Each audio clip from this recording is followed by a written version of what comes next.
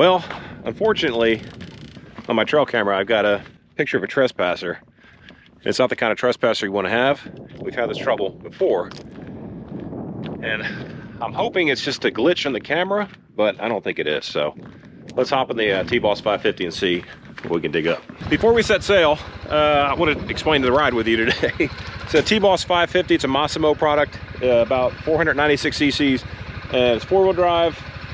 Nice machine, and this is going to be our trespasser chasing machine today. So, man, I hope this isn't what I think it is, but we'll see.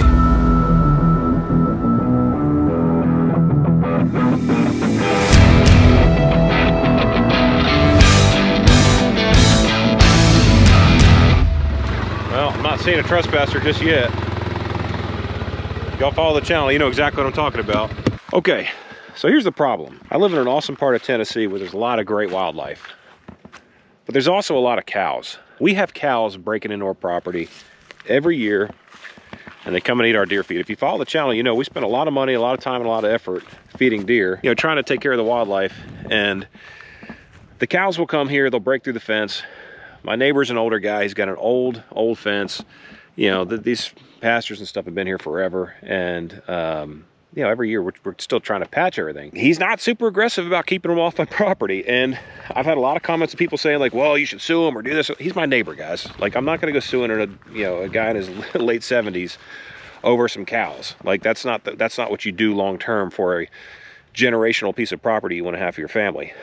But I do want these cows gone.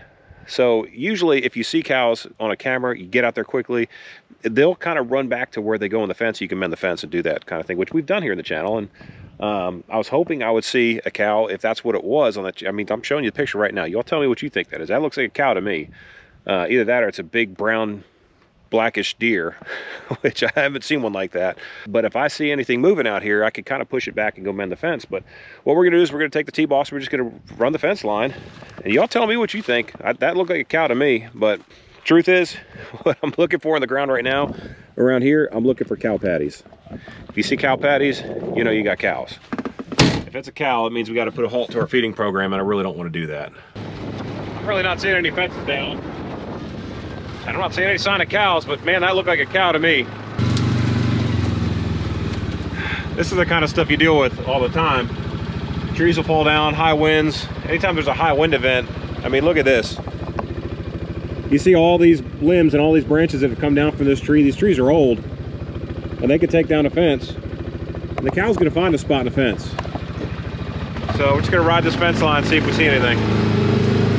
Kind of walk over here, get a better look. Sometimes you'll see a trail like that coming through the woods, and that could be a sign of them coming through. It could also be deer trail. That looks like deer to me. That fence all looks pretty intact. What's weird is that I haven't really had a cow problem over there.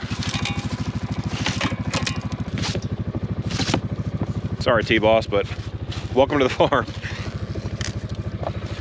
So in the past, this back corner has been a culprit. I should not have parked there. I do that all the time. I park in the muddiest spot you can possibly find, every time. But back here, this has always been a spot where you've seen a lot of cows coming through. Again, you have this massive tree that came down, but you can see where we repaired it last year. You got a bunch of new fencing over there. But I don't see any cow sign whatsoever of anything coming through. And this fence all looks pretty intact. I know it's hard for you guys to see that, but the fence all looks pretty intact. That tree actually acts as part of a fence. And right now, as I'm walking through here, one of the main things I'm thinking about is Copperheads. Because Copperheads will hide in here. They'll look exactly like the ground, and you don't want to play with those. But yeah, muddy every time. This T-Boss is going to live a hard life. I don't think he realizes that yet.